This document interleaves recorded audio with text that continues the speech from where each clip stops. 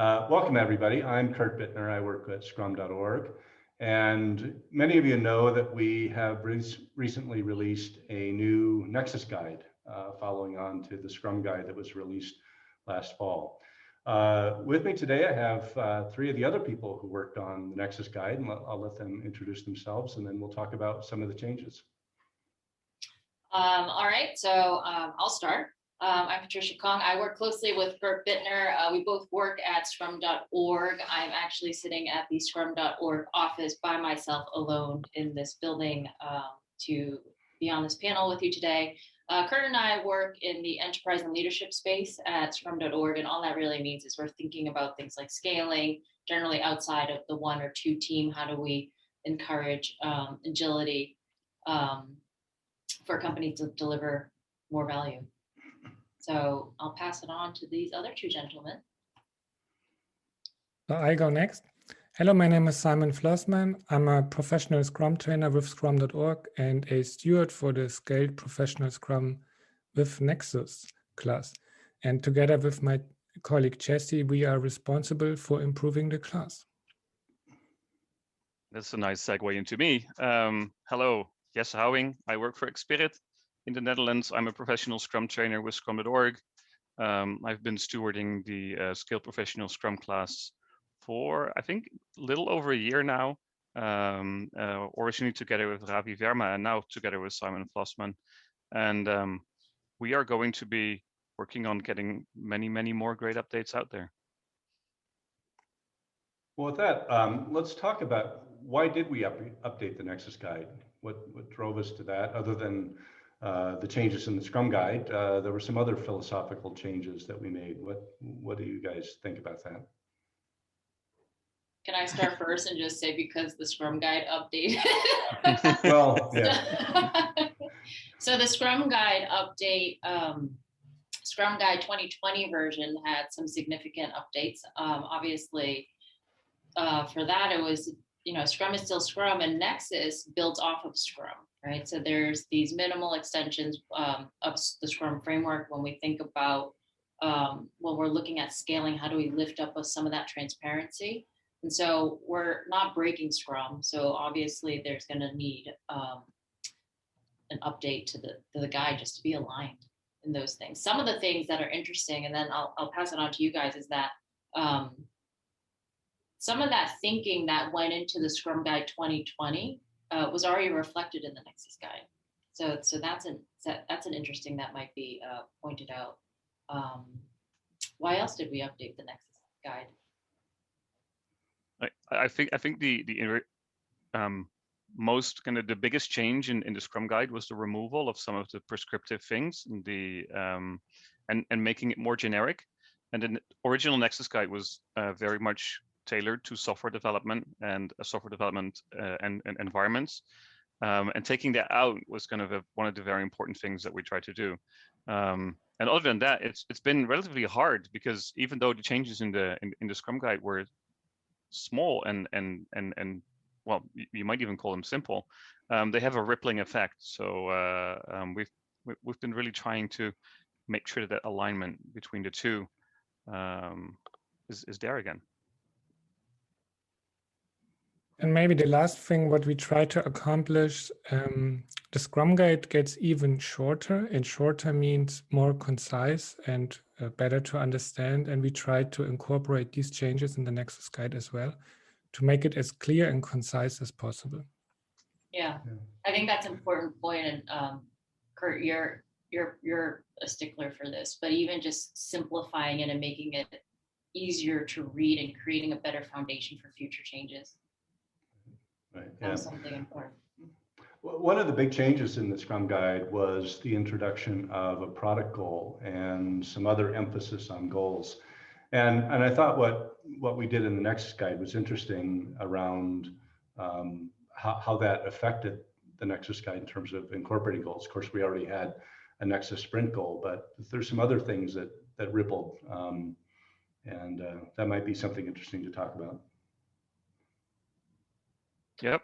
Yeah, we already had the Nexus sprint goal, and to many sometimes that was already too big for them. So a couple of sprints would kind of have the same goal or theme.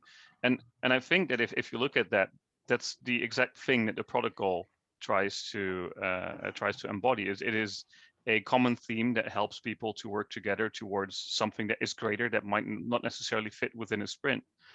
In Nexus, we also have the sprint goal for the teams. Each team has their own sprint goal because each team needs to figure out how they contribute to the greater goal.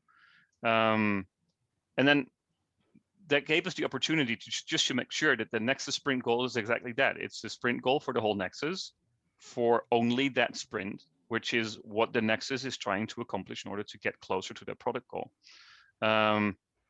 It's how it was always intended, but the Nexus goal has been moving around in different versions of the Scrum Guide. I think at some point it was even an artifact in itself. So that is kind of an interesting thing that happened. And the other thing that happened is that the goal was a commitment in the new Scrum Guide. So the concept of commitments has been reintroduced, and so the product goal is a commitment to the product backlog. And so we have kind of made the same change and made the Nexus sprint goal the commitment to the Nexus sprint backlog. Yeah, and I think that this emphasizes a lot that in scale software development or product development, we need to provide the focus that the teams are aligned on a common goal for a sprint, because oftentimes we have that the teams are more on separate initiatives, and the Nexus sprint goal is a helpful, let's say, idea or artifact to bind the teams together to focus on a single sprint and a single goal. Yeah. There was something interesting that I think we did, and they weren't formal goals in the same sense that we were just talking about, but we did make a number of the Nexus activities or events less prescriptive. And one of the ways that we did that is we talked about the event having a goal that it needed to achieve. And so that was an interesting thing, I think, that we sort of took the spirit of what was happening with product goal and the Nexus sprint goal and applied that down at the event level. And by making it less prescriptive, and I know that you guys will have some additional insights into this, but by making it less prescriptive, we've given the teams the flexibility of choosing their own practices to achieve the goal that they want for that particular event. And I know Jesse and Simon, you both have some good examples from clients that you've worked with about how the prescriptiveness of the events in Nexus before would sometimes get in the way. And that might be an interesting thing to share. Yep. Oh, I'll take it. Okay. One of the examples that I've often encountered is in the retrospective. We had the sandwich or the hamburger, or many people gave it an interesting kind of nickname, where we'd have the Nexus parts, the team parts, and then a shared Nexus part again. And where the team parts was kind of also the team's retrospectives. And one of the ways that I've been doing retrospectives with big clients is to make it one big open space, have people crowdsource the topics that they want to talk about, have open spaces, figure out kind of more details about the underlying problem, and then maybe break out into smaller groups or into different teams, or maybe you want to add a bunch of liberating structures to figure out what possible solutions there are out there. And this might all just happen at the Nexus level with anybody who's interested. And we very often kind of emphasize that the right people or the appropriate people are involved, that when the appropriate people get together to discuss the topic, they might be able to come up with a whole bunch of potential solutions that could be tried.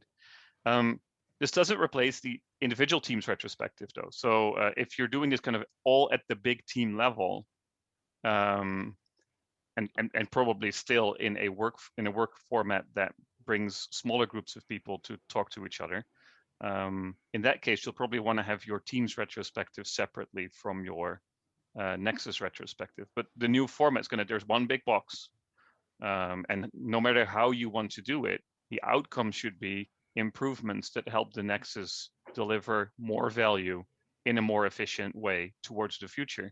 And then no matter how you want to kind of do that, that's okay. And we had people saying that the hamburger format just didn't work for them, and therefore Nexus wasn't a great fit. And this is similar to the daily Scrum questions in the Scrum guide. We don't want you to be limited by the options that we provide.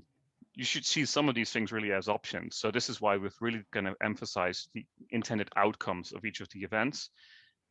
This is the goal of the events. Here are the intended outcomes of the events. Now, this might be a way to do it.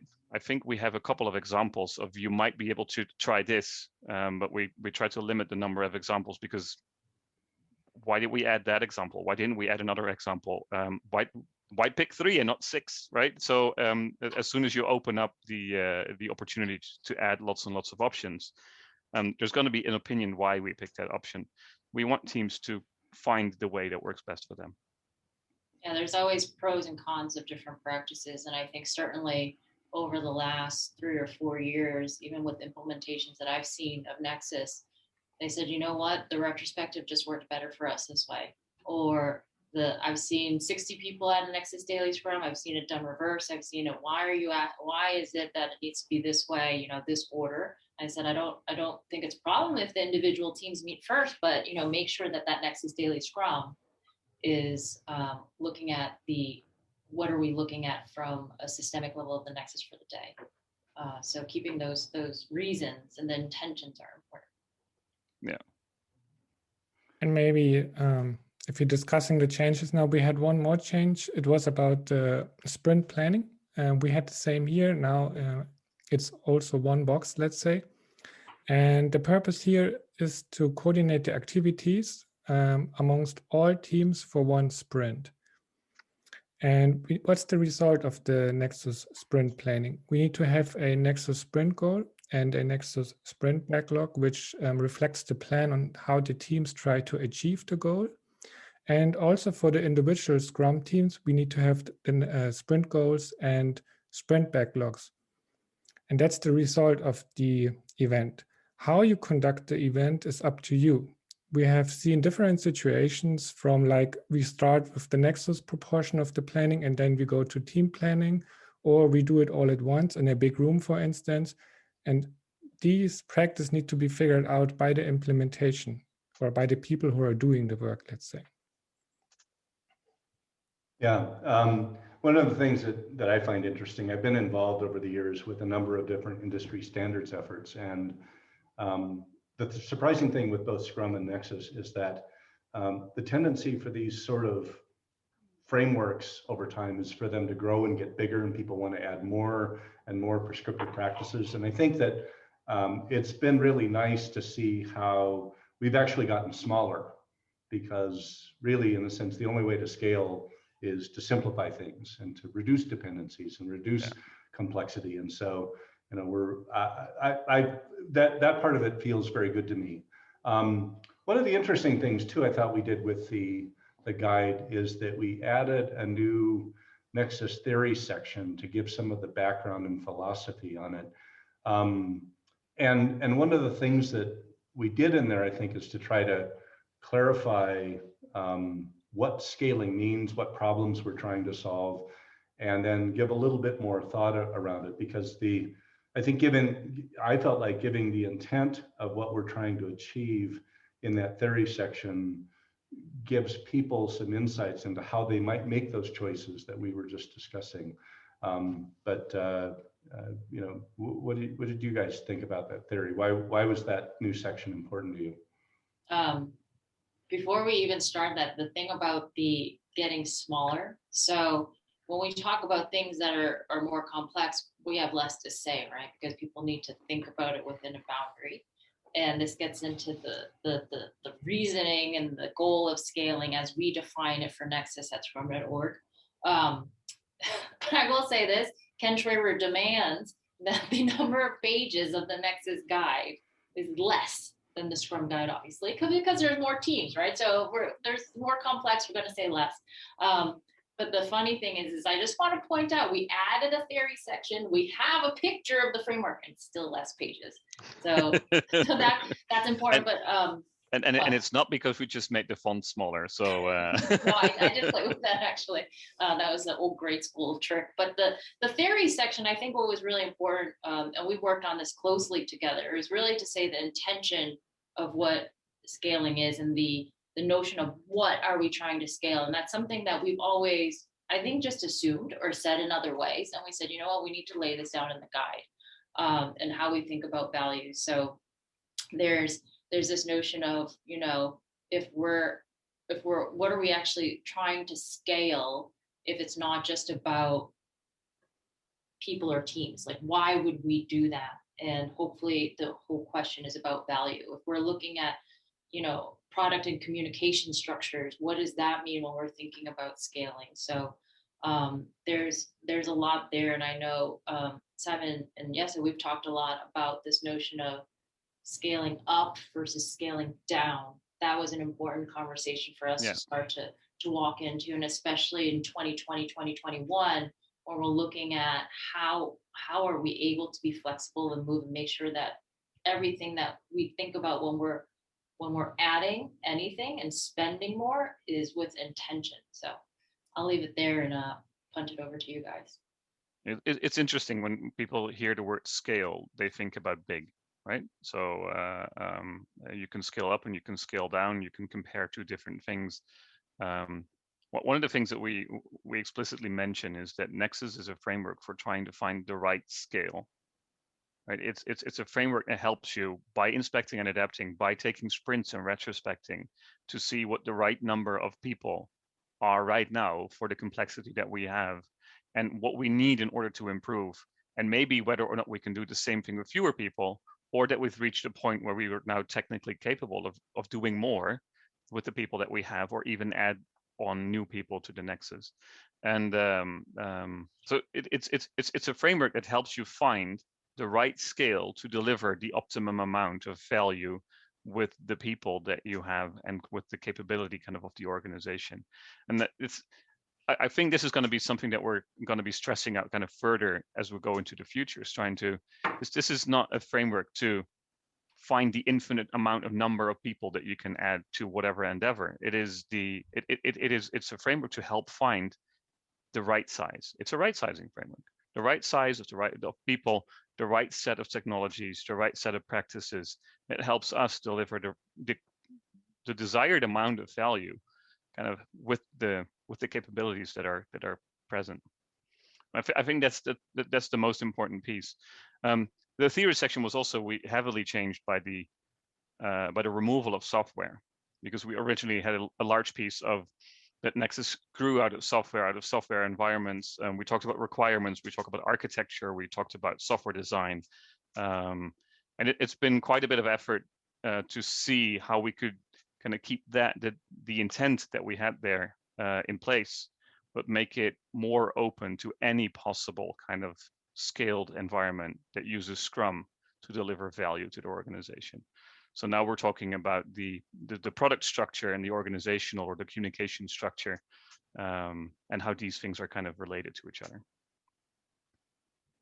Yeah, I would say that's. Go ahead, Simon. I would say that's the main challenge if we add more people or teams, and we want to still deliver more value. And the main challenge is that adding people and teams will introduce more complexity. And complexity are encoded in dependencies. And we have different aspects of dependency within the work, within the team structure, within the communication structure, and in the product. And we also need to be aware of these dependencies. And ultimately, the dependencies are a mismatch between the product structure and the communication structure in a way. And we need to be very careful or navigating this mismatch in order to make sure that we actually delivering more value, but if we add more teams. That's a very important point. That's why the focus is on dependencies. Yeah, dependencies in the continuous integration of all the work, right? The dependencies help us figure out all of the problems that we have in our future. The continuous integration helps us show that we've navigated those problems and who are able to deliver something of value. So these two go hand in hand. If we Um, didn't have any dependencies, we didn't have to integrate any work, probably. Yeah, and I think that's another thing is that, this is the Nexus framework. It's a framework. It's not going to save your organization in your whatever transformation you may be pursuing, but it's a framework. And if those practices, and Simon, you have a great diagram of this, but it's when we're thinking about trying to scale value and keep things linear, you can lay down this and then, what Ken Traver will talk about is reification. To make it real, we need to see the right practices that will work for us, which we actually have listed like 50 or 60. They're not only in the class, but in the site, on the website, just for everybody to read about and try.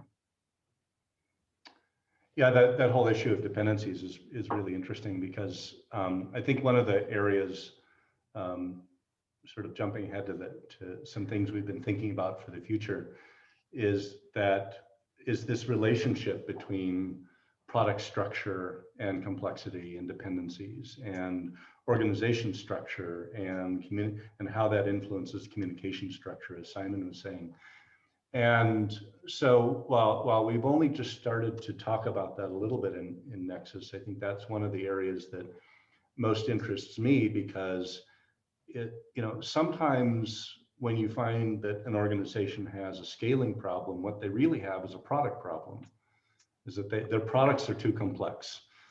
They're serving too many different kinds of people, and therefore the product architecture is too complex and the communication structure is too complex. And so sometimes, getting to this concept of descaling, the best thing you can do first is to simplify the product structure, perhaps break it into a bunch of independent products, and then look at, what's left. Do we still need to have a Nexus even? Maybe we don't. Maybe we only need a Nexus for some parts of that sort of reformulated set of products. And I think a lot of people don't really think about it that way. They think about, the product is fixed, the requirements are fixed, the organization structure is fixed, and then how do we deal with that? And lots of dependencies is how you deal with that. Right. And sometimes, in a sense, that simplification is kind of our metaphorical cutting the Gordian knot. We slice through a bunch of those complexities, and then we're left with a much simpler problem. And I really like that. I really like this idea of try to simplify first and then scale, if you need to. One thing that might be helpful. Go ahead, Patricia. I was just going to say one thing that might be helpful. I suppose we should do a blog or something about this. But if you think you're scaling, or in general, you are in a scaled environment, look at the type of dependencies you have, and you will actually see, do you have a scaling problem or a product problem? 9 out of 10 times when we're working with clients, it's always been a product problem. Yeah. And 2 days is not going to solve that. So, but start looking at that. I would think would be a good suggestion. But back to the updates. It's a really interesting kind of piece there. Is that I've been getting this question in class more often while we're teaching Scale Professional Scrum. So what do you do when you grow beyond 9 teams? And then we talk about the concept of Nexus Plus, that you might have multiple Nexuses. But I asked them the question, what would you rather have? 1 Nexus of 9 or 3 Nexuses of 3? Because 3 times 3 is probably simpler, 3 simple instead of 1 very complex environment with lots of people, but it requires you to kind of change your product structure into 3 smaller pieces. And usually I have to leave it with that, because then trying to figure out which 3, how you're going to split that up, it's a hairy, big problem. But you might actually have multiple groups of teams working together and not even have 9 teams.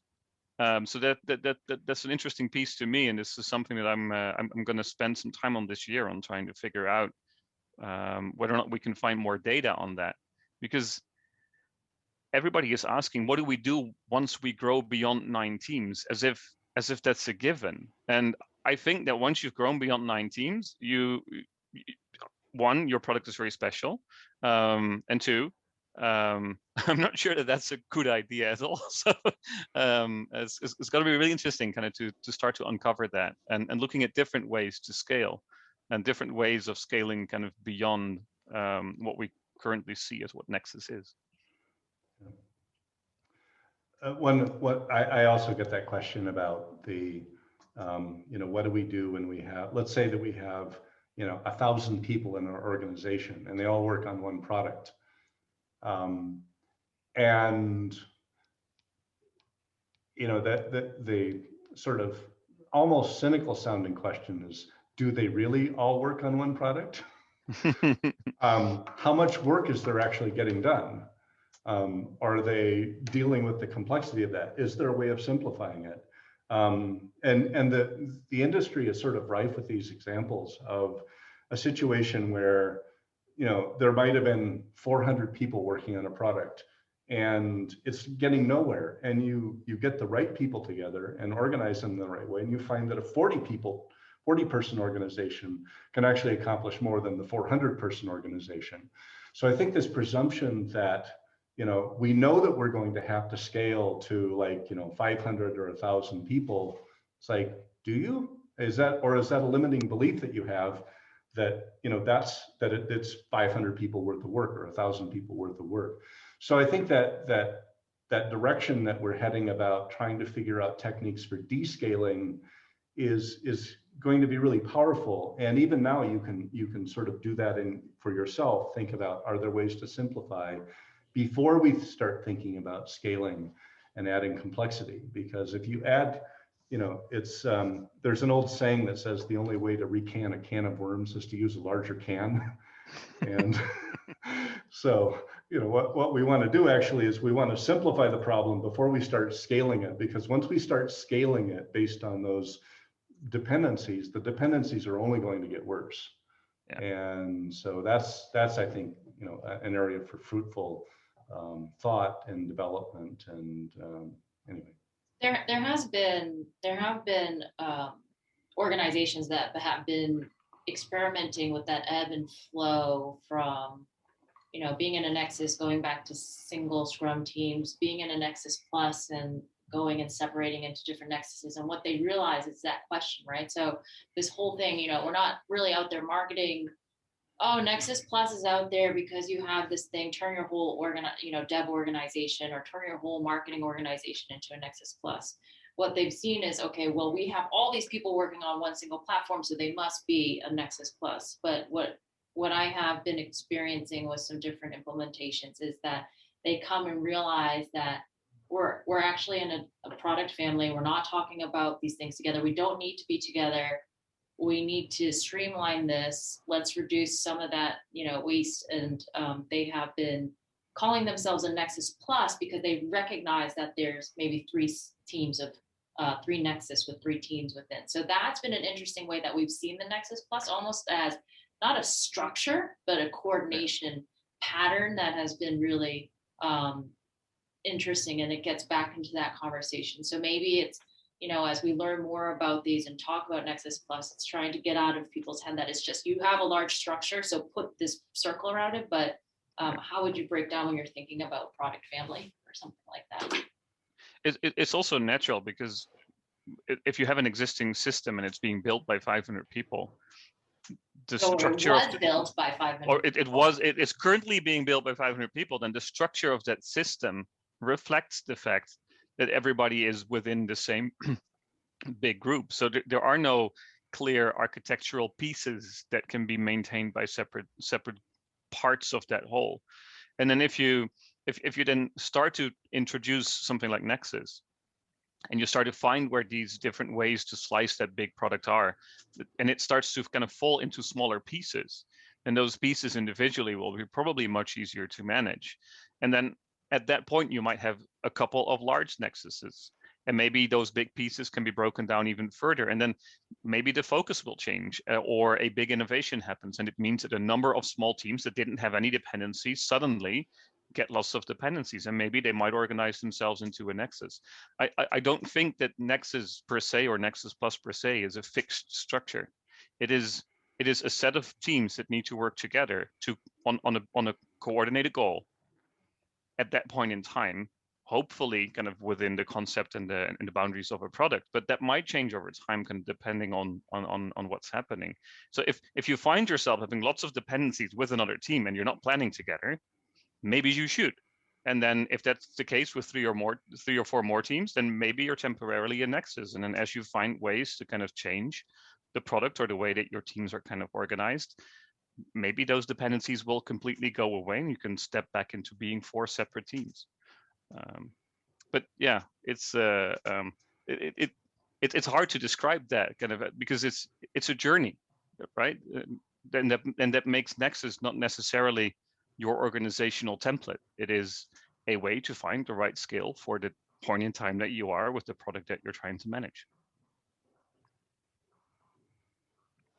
Well, great. I think we're running up against our time box, so we want to respect that. But do any of you have any closing thoughts? Either ideas for the future that you find worth sharing, or something that you'd like to emphasize, maybe what we've talked about before, but you'd like to just sort of really put a cap on it. Closing thoughts.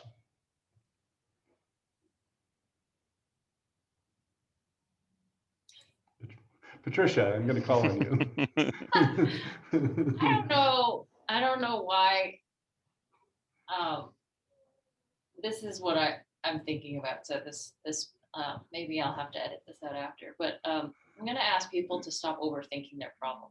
So really taking this approach of understanding what are you trying to achieve, and what are the steps that we can take to approach this. And we've used this word simplify a lot today. So I think that that's really interesting. That's probably why I'm wondering if people are overthinking their problem. The notion of the goal has always been really important. Of a goal has always been really important in Scrum, obviously, and in Nexus. And what we've seen, and I think this is probably where we'll look more, but this notion that when we say loosely Scrum team, Nexus, it's still a bunch of people working together.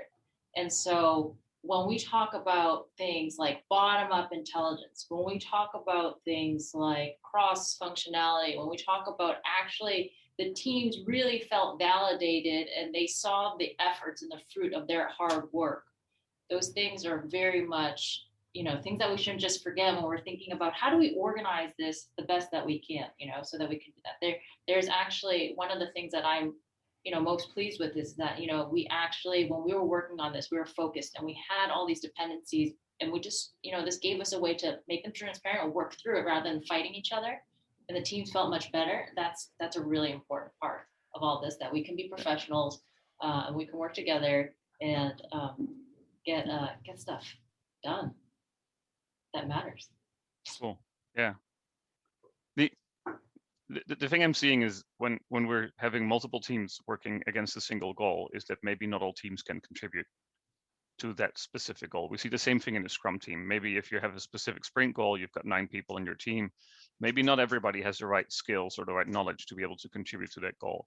And many teams take that opportunity then to see, so how in the future could you help out, and what do you need in this sprint from us to learn that? And then you might pair up with somebody, or you might learn with somebody, or you might change configuration of your team temporarily to be able to adjust that, instead of trying to find something to do at the bottom of the backlog. And that in Nexus, we kind of see the same things happening. In many organizations, teams have a long list of things that needs to be done, but they're working, so they're working on the list because that matches with their team's description and what their team's purpose is. And there's a long list of things to do. But if you then look at the Nexus or at the product or at the organization, what's the most important thing is maybe something completely different. So in Nexus, we're trying to find how many teams can help contribute to the most important thing. And if you find that your team is unable to contribute to that, then maybe that sprint can be spent on learning and improving and getting more domain knowledge from other people, reducing some technical debt, other things than digging to the depths of the product backlog to find something to keep you occupied.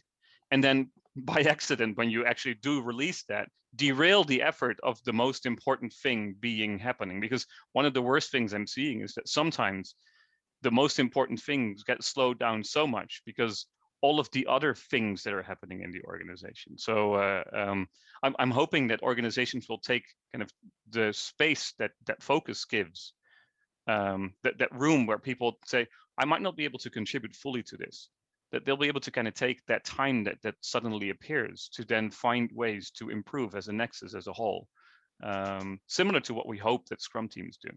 That might be why we didn't remove the individual Scrum team sprint goals from, or definition of done from the Nexus guide. Yeah. Simon, closing thoughts? I want to encourage the listeners or viewer to read the Nexus guide and try to make sense out of it in their own environment. I think we have some very useful guiding ideas and principles, and which should help you to understand, to find the right scale, and also to ask if scaling is the solution or the problem. And hopefully the guide will help you in your journey. Great. Well, it's a great great conclusion. And yes, please, everybody read the Nexus guide. And thank you for attending today. I hope you found it useful. Thank you. Thanks for having us. All right.